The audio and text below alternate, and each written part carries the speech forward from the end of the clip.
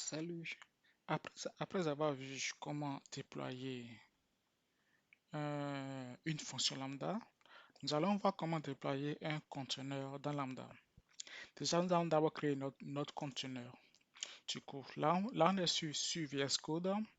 On a notre application, une application quelconque, genre, j'avais créé ici une application test là, qui nous renvoie le cours de l'euro USD. Et notre application s'arrête là. Et pour livrer l'application, vous vous rappelez que dans Lambda, il nous faut une fonction qui s'appelle Lambda Handler, si vous vous rappelez. Du coup, dans notre app.py ici, on a créé notre fonction lambda.handler à l'intérieur et on retourne ce que nous voulons retourner comme information. Voilà. OK. Maintenant que nous avons notre application, nous devons préparer le requirement. Quel package on a utilisé? On a utilisé le package request ici. Du coup, dans notre requirement, on doit mettre le package request pour qu'il soit installé.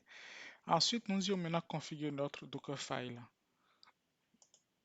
Lorsqu'on part dans notre Dockerfile, on utilise l'image. En fait, AWS propose, met à disposition des images pour Lambda. En fait, c'est ça qu'on utilise ici. Et pour installer des packages dans cette image, si vous le souhaitez, c'est une image CentOS. Du coup, c'est du Yum install Yum update qu'il faut utiliser. Ensuite, on copie nos fichiers à l'intérieur de l'image du container. On installe les dépendances et on spécifie ici l'application qu'il faut exécuter, qu'il faut tourner. Du coup, c'est tout. C'est tout ce dont on a besoin pour construire notre image. Et comment avoir ce lien-ci? On peut aller sur...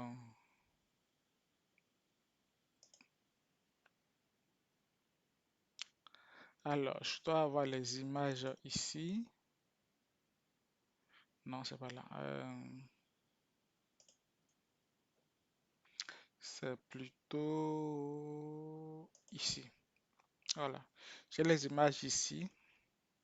Et quand je regarde les images de Lambda, je vois bien les différentes versions qui sont mises à jour par AWS. Du coup, je copie la version que je souhaite utiliser et je l'envoie dans mon Dockerfile. Ces images sont disponibles dans la galerie et ECR Registry, ECR de AWS, pardon. Du coup, vous pouvez la chercher Lambda. Si c'est une image Docker, vous précisez. Mais comme c'est des images et AWS, Amazon, je spécifie que c'est une image Amazon, voilà. Et je valide.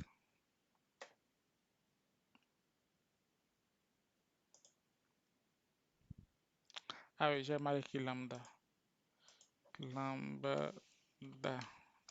Je valide. Et voilà. Donc, j'ai mes images qui apparaissent là, hein, voilà. Je vais sur celui que je veux. Je choisis, voilà, la version que je veux. Du coup, c'est ce qu'on a fait ici. Maintenant, nous allons compiler cette image, puis nous allons le pousser sur notre registre de AWS. Pour commencer, nous allons d'abord nous connecter, configurer notre client en lui mettant la AWS config site access token. Ici, vous mettez ici l'ID de votre token là et vous exécutez. Moi, je l'ai déjà fait, du coup, je ne vais pas l'exécuter. Quand vous finissez de le faire, vous entrez maintenant la clé même, le secret, en fait, votre clé secret, vous l'entrez. Donc, quand vous finissez ça, vous entrez également la région.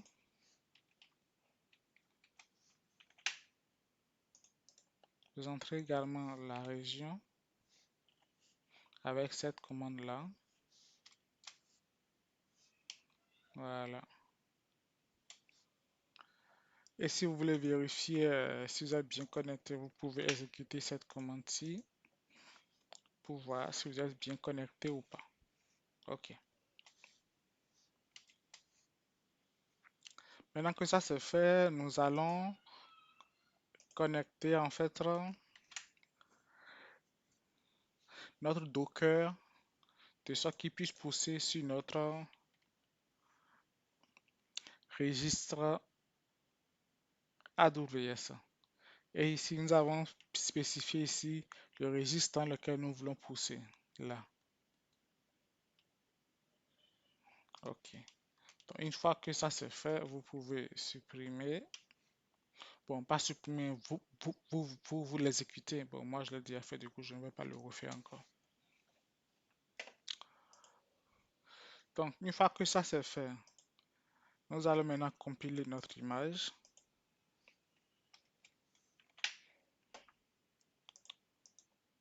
que je vais nommer Toto.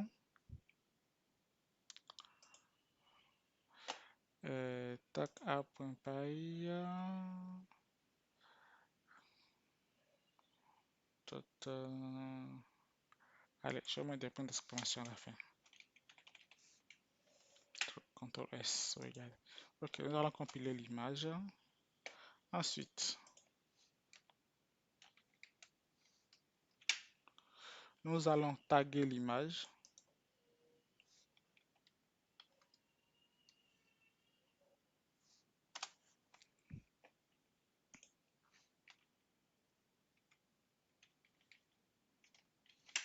Et puis, nous allons pousser l'image.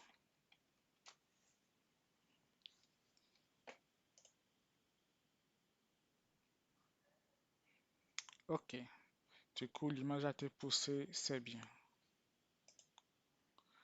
Donc, nous allons venir maintenant dans notre ECR, voir.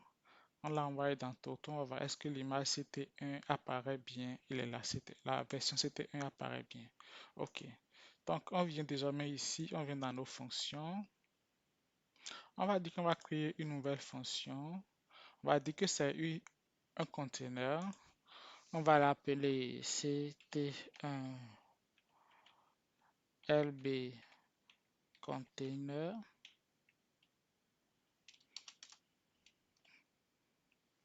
Compte comme ça, voilà. Et ici, nous allons sélectionner ici l'image que nous venons de pousser. Dans Toto, c'est CT1 sélectionné. Et je fais créer la fonction.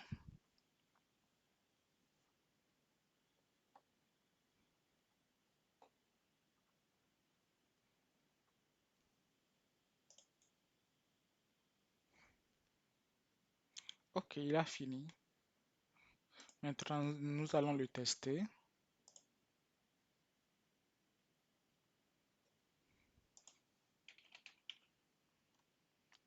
Je fais tester. Je vais voir si j'ai un message d'erreur ou pas. Ah non, j'ai pas de message d'erreur. Est-ce que j'ai mon message avec les points d'exclamation? Oui, il est là. Du coup, il nous affiche bien le cours de l'euro USD. Parfait. Nous venons donc de voir comment pousser un conteneur sur, sur du serverless en fait.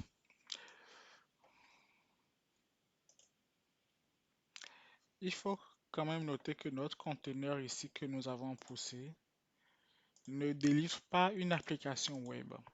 Ce n'est pas du Flask, ce n'est pas du Django, non. C'est une tâche qui est réalisée, puis notre conteneur nous envoie le résultat. C'est ce qui nous a permis de le pousser comme cela.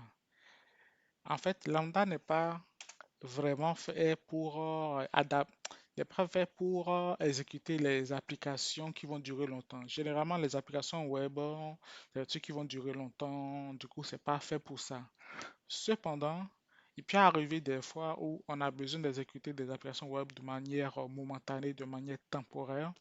Et pour faire cela, il y a une méthode pour le faire. On le voit dans la vidéo qui va qui va suivre, nous allons utiliser Zappa pour le faire, pour déployer notre application, une application Flask sur Lambda. Du coup, cette vidéo est terminée pour le déploiement d'une tâche containerisée sur Lambda.